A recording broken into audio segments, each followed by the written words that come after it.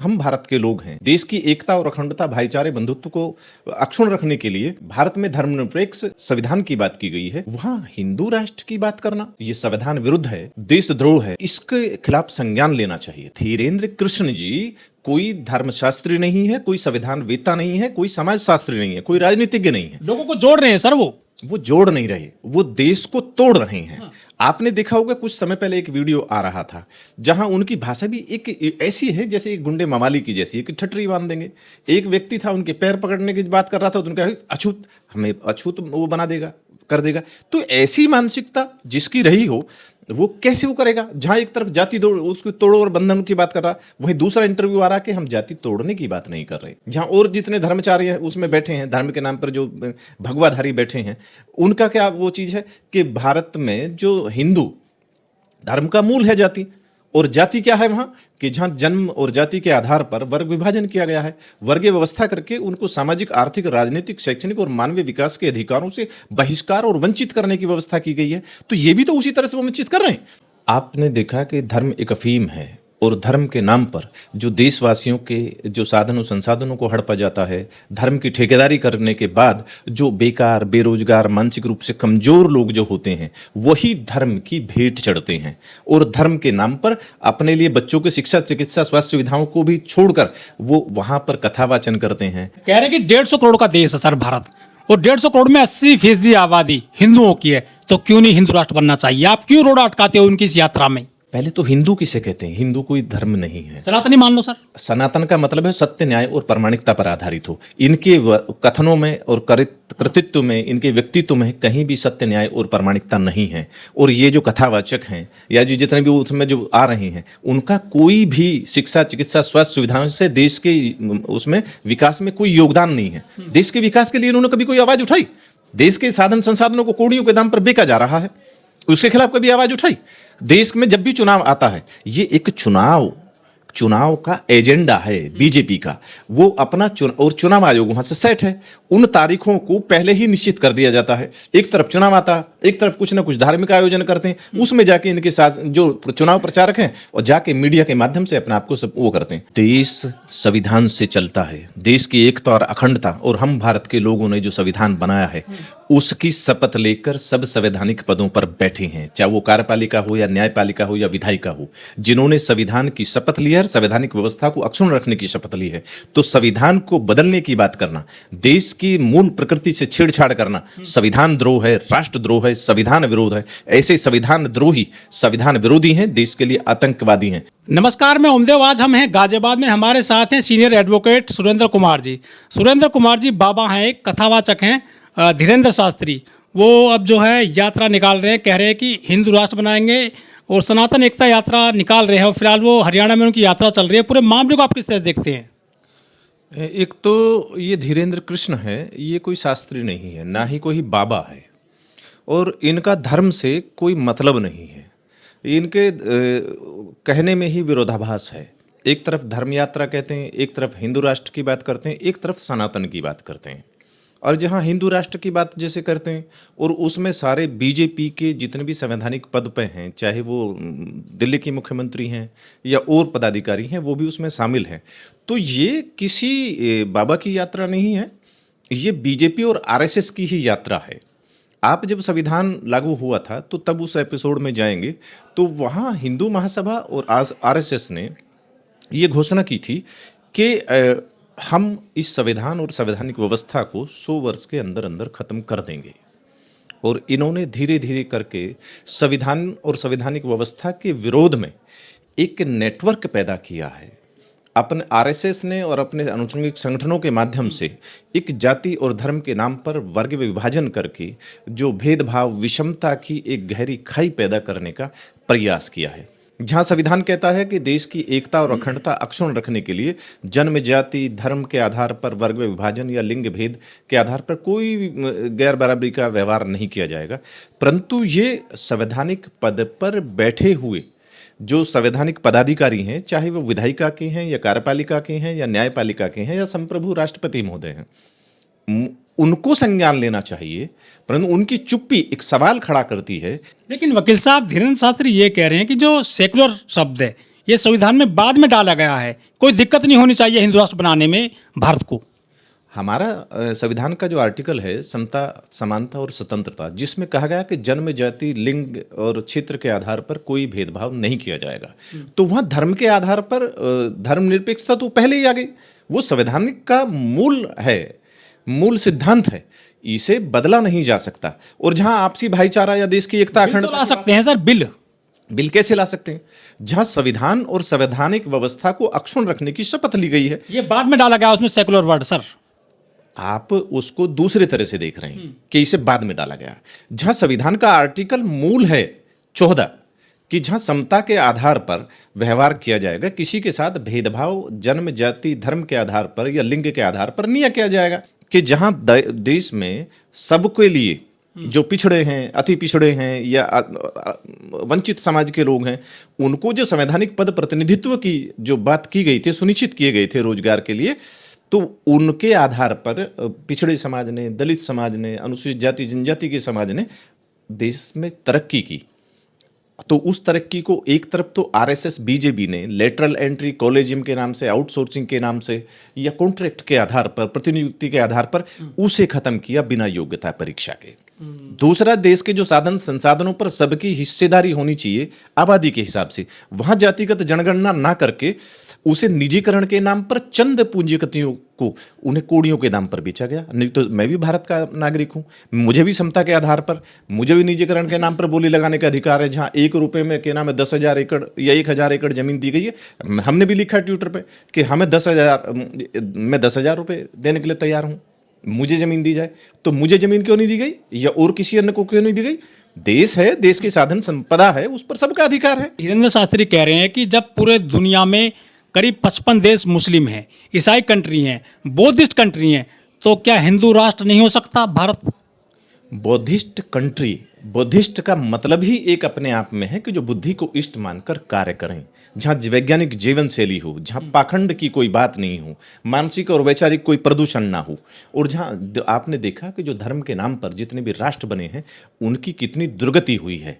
वो धर्म के नाम पर जो नरसंहार पूरी दुनिया ने देखे हैं, या भारत जो धर्म के आधार पर जो खंड खंड और विखंड हुआ, वो देश की स्वतंत्रता में सबने सहयोग दिया, और संवैधानिक रूप से बाबा साहब ने और अन्य जितने भी स्वतंत्रता सेनानी ने उनके अपने आंदोलन के जीवन न्योछावर किया। उसके आधार पर भारत एक देश बना जिसको अखंड करने के लिए आपसी भाईचारे और बंधुत्व की बात आई। आज देश का पिछड़ा समाज है, अल्पसंख्यक समाज है, अनुसूचित जाति जनजाति समाज है, सामाजिक, आर्थिक, राजनीतिक, शैक्षणिक और मानवीय अधिकारों से जो वंचित समाज है, उसने देश में तरक्की की है, पाखंडवाद से मुक्ति की बात कही है, वैज्ञानिक जीवन शैली पर जब चलना शुरू किया है, तो आज ये जो मुफ्तखोर थे और दान दक्षिणा को एकाधिकार करने के लिए जिन्होंने धर्म और धार्मिक प्रतीकों की आड़ में धर्म पर एकाधिकार किया या उसका जातिकरण किया, और दान दक्षिणा के आधार पर जिनका जीवन ऐश्वर्य के आधार पर चल रहा था, देवदासी के नाम पर देश की बहन बेटियों का शोषण कर रहे थे, आज भी हो रहा है साउथ में। तो ये उससे बचने के लिए आज इन मुफ्तखोरों को कथावाचन, जिनको कथावाचक को धर्मशास्त्र नहीं कहा गया, ना ही बुद्धिजीवी कहा गया, ये अपनी बातों को, तो आज ये उसका जो साम्राज्यवादी ताकतें हैं, जो पूंजीवादी ताकतें हैं, उनका तीसरा एपिसोड है कि संवैधानिक व्यवस्था को खत्म कर दो, संवैधानिक पद प्रतिनिधित्व को इनसे दूर कर दो, जाति की जो जनगणना है उसके आधार पर पिछड़ों को हिस्सेदारी मत दो। तो उससे अलग एक जो मुफ्तखोर जो समाज पैदा किया, जो अशिक्षित, बेकार, बेरोजगार जो लोग थे, उन्हें धर्म यात्रा के नाम पर उन्मादी भीड़ पैदा करके कह रहे हैं कि अब काशी मथुरा की बारियां गाय गंगा हिंदू को बचाएंगे, मजबूत करेंगे अपनी संस्कृति को, ये धीरेन्द्र शास्त्री कह रहे हैं। पहले वो देशवासियों को मजबूत करने के लिए शिक्षा, चिकित्सा, स्वास्थ्य सुविधाएं, मानवीय सुविधाएं होनी चाहिए, उसके लिए उन्हें बात करनी चाहिए। अगर देश को मजबूत हनुमान से बात करते हैं, वो कहाँ किससे बात करते हैं? जिसे हनक से हाँका जाए, ये उसको के नाम है दलित, और जिसका दलन किया जाए उसे हनुमान कहते हैं, जिसको माननीय योगी जी ने भी कहा कि हनुमान दलित था।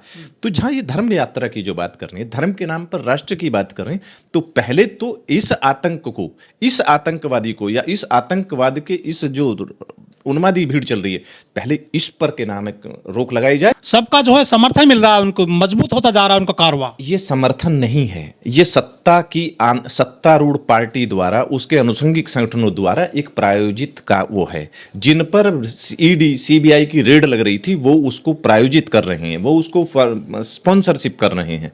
देश की जो सरकार है, जहां प्रदूषण के लिए जो मुक्ति के लिए बात कर रहे हैं, प्रदूषण का AIQ कितना ज्यादा बैठ गया है, बेरोजगार उनकी रोजगार की बात कर रहे हैं, शिक्षा के लिए विद्यार्थी बात कर रहे हैं, उन पर लाठी बरसाई जा रही है, उन्हें जेलों में डाला जा रहा है, सिक्योरिटी मिल रही है। और ऐसे धर्मद्रोही जो अधर्मी हैं, जिन्हें धर्म के मर्म का नहीं पता, जिन्हें ये नहीं पता कि धर्म में जीवन है, जीवन का सार है, जीवन की कुछ निश्चित रीति नीति सिद्धांत हैं, जिन्हें जीवन में धारण करके व्यक्ति स्वयं का, देश का और परिवार का कल्याण कर सकता है। वो धर्म उपदेश है, आदेश नहीं, परंतु ये अपनी इच्छाओं को दूसरे पर थोप रहे हैं। देश की पहचान के लिए, देश की शान के लिए और देश की एकता अखंडता के लिए जितने भी भारत के लोग हैं, वो सब उसका विरोध कर रहे हैं। ये तो चंद लाखों की, हजारों की या लाखों की मुश्किल से भीड़ है, जो भेड़ों की तरह से जो भक्त आए हैं, प्रसाद खा रहे हैं, मुफ्तखोरी के नाम पर आ रहे हैं। ऐसे लोग हैं जिन्होंने अपनी दीनहीन की पता नहीं है। ये तो करना क्या चाहते हैं कि हिंदू का मतलब जिन्हें कर्म से हीन और धर्म से दीन बनाने की व्यवस्था को पोषण किया जा रहा है, जिन्हें कर्म से हीन बनाकर और धर्म में दीन बनाकर जिनका शारीरिक, मानसिक और आर्थिक शोषण किया जाना है, यही तो कथावाचक करना चाहते हैं। इनकी क्या क्षमता है जो कथावाचक है? मोहन भागवत कहते हैं कि यहाँ सभी हिंदू हैं। यदि सभी हिंदू हैं तो फिर ये कथावाचक क्यों आ गए हैं रोड पर हिंदू राष्ट्र बनाने के लिए? मोहन भागवत जी होते कौन है? मोहन भागवत जी का क्या वो है जो उनका, जिस संगठन की बात करते हैं, कौन सा RSS है वो आज तक रजिस्टर्ड नहीं है। दुनिया का सबसे बड़ा संगठन है सर वो। कहां दुनिया का? मोदी जी बोले हैं लाडले प्राचीर से इस बार 15 अगस्त को। RSS के जो राजनीतिक एजेंट हैं, जो क्या नाम है, अडानिस्तान और अंबानिस्तान के CEO हैं, जो उनके सौदागर हैं, और जिन्होंने मूर्खिस्तान और पाखंडिस्तान बनाकर संवैधानिक व्यवस्था की हत्या करने का प्लान किया है, और उस संवैधानिक व्यवस्था के खिलाफ जो ये खत्म कर रहे हैं, उसके खिलाफ जो आवाज उठाने वाले हैं, तो उन लोगों को, उन आवाजों को दबाने के लिए ये जो पत्तलकार, चाटुकार या उनकी मनुमादी मीडिया है या पूंजीपतियों की जो मीडिया है, उसके माध्यम से उन आवाज़ों को दबाने का प्रयास कर रहे हैं। और वो बेचारे जो गरीब हैं, बेकार हैं, बेरोजगार हैं, मानसिक रूप से कमज़ोर हैं, जिन्हें भाग्य और भगवान के नाम पर ये कह के कि तुम्हारी किस्मत में यही है, उनको अपना हथियार बनाकर भीड़ के रूप में एक उन्माद पैदा करने का प्रयास किया जा रहा है। और जब करते हैं, जब चुनाव आता। धीरेन्द्र शास्त्री की जो यात्रा चल रही है उसमें बड़ी संख्या में महिलाएं भी हैं। महिलाओं का उद्धार हिंदू कोड बिल से होगा या हिंदू राष्ट्र से होगा? आपने देखा कि हमारा जो संविधान है, संविधान में सबके लिए समान अधिकार दिए गए हैं, और वहाँ संविधान के अनुसार बाबा साहब ने, डॉक्टर भीमराव अंबेडकर ने हिंदू कोड बिल बनाया था। हिंदू कोड बिल के माध्यम से जहाँ धर्म और परंपरा या प्रथाओं के नाम पर स्त्रियों से या दलितों से या पिछड़ों से संपत्ति के अधिकार छीन लिए गए थे, हिंदू कोड बिल के माध्यम से उत्तराधिकार की सुनिश्चित व्यवस्था की गई, जिसमें महिलाओं को, मातृशक्ति को संपत्ति में अधिकार दिए गए, विवाह और अन्य जितने भी अधिकार दिए गए हैं, वो अधिकार दिए गए हैं। इन्हें ये पच नहीं रहे हैं। इन्हें तो कई पत्नियां रखने का अधिकार था ना, और देवदासी के नाम पर इन्होंने के नाम कितना शारीरिक शोषण किया है महिलाओं का। हिंदू राष्ट्र बनता है तो फिर तो मनुस्मृति लागू हो जाएगी सर, संविधान खत्म हो जाएगा। हिंदू राष्ट्र कभी नहीं बन सकता। ये सिर्फ इनका राजनीतिक एजेंडा है। धर्म जो धीरेन्द्र कृष्ण हैं, जो कथावाचक हैं, वो RSS की जो BJP है, उनके जो प्रधानमंत्री जी हैं, उनका छोटा भाई है। प्रधानमंत्री जी ने भी कहा कि ये मेरा छोटा भाई है। तो ये सारे के सारे जो पूंजीपतियों के राजनीतिक गुलाम हैं, जो अडानिस्तान और अंबानिस्तान की सुरक्षा में मुस्तैद हैं, और उनके खिलाफ कोई आवाज़ ना उठाएं, तो उन्हें धर्म के नाम पर, जो देशवासियों की, जो देश की एकता और अखंडता की, मानवीय विकास की, जो भारत को एक शक्ति के रूप में देखना चाहते हैं, सशक्तिकरण के रूप में देखना चाहते हैं, सामर्थ्यवान देखना चाहते हैं, उनको खत्म करना चाहते हैं। इनका देश और देशवासियों से कोई मतलब नहीं है।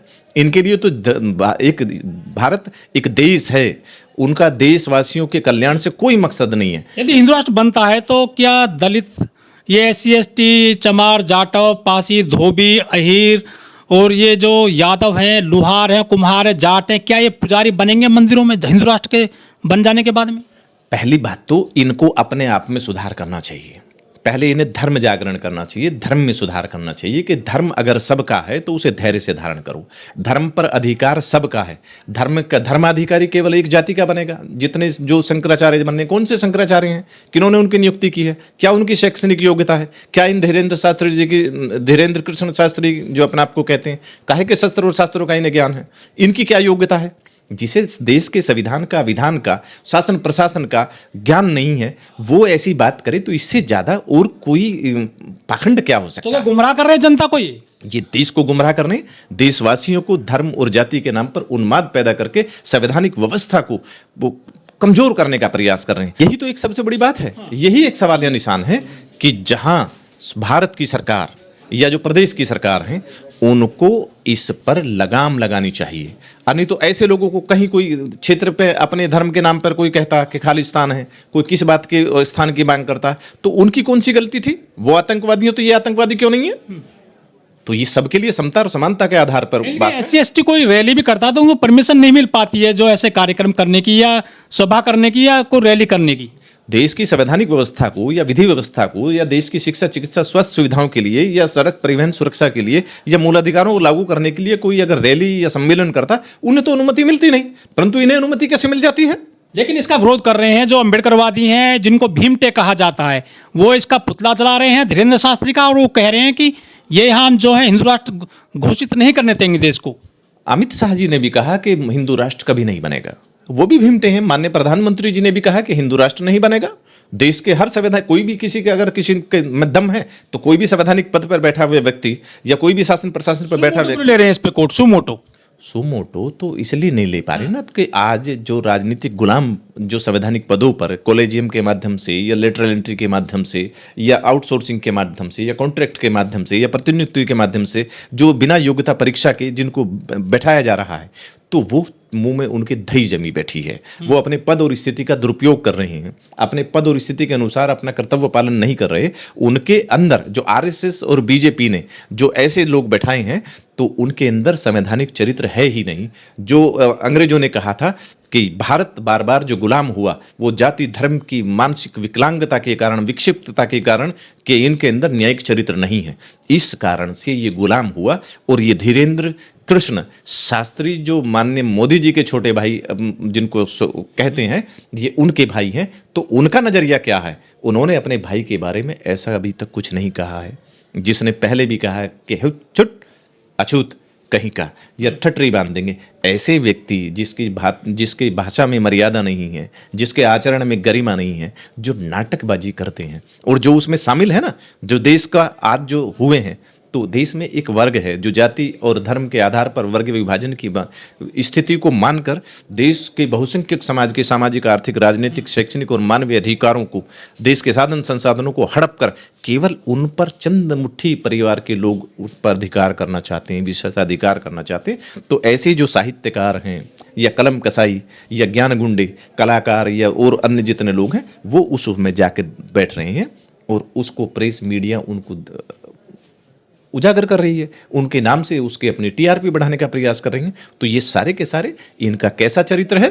देश की संवैधानिक व्यवस्था के ये विरोधी हैं, जो भक्त हैं या अंधभक्त हैं, जिन्हें अपनी मनस्थिति के बारे में या धर्म की महिमा का या गरिमा का, देश की संवैधानिक व्यवस्था का, कि उनके बच्चों की शिक्षा, चिकित्सा, स्वास्थ्य सुविधाओं को छीनकर ये मानसिक गुलाम बनाना चाहते हैं। उन्हें इस चीज़ का ज्ञान नहीं है, तो उनके बारे में कुछ नहीं कहा जा सकता। उनके अंदर वो अपनी धर्म के आधार पर मानसिक सोच को थोप रहे हैं, देश को फिर से पूंजीवाद का गुलाम बनाना चाहते हैं। इसे अडानिस्तान, अंबानिस्तान बनाकर चंद पूंजीपतियों का एक ऐशगाह बनाकर इसको मूर्खिस्तान और पाखंडिस्तान बनाना चाहते हैं। तो इसको देश की संवैधानिक व्यवस्था में विश्वास करने वाले, सत्य, न्याय और प्रामाणिकता के ऊपर चलने वाले, वैज्ञानिक जीवन शैली जीने वाले या मानव विकास के लिए बात करने वाले, जो देश को सशक्त, मजबूत बनाना चाहते हैं, वो हमेशा विरोध करते रहे हैं और विरोध करेंगे।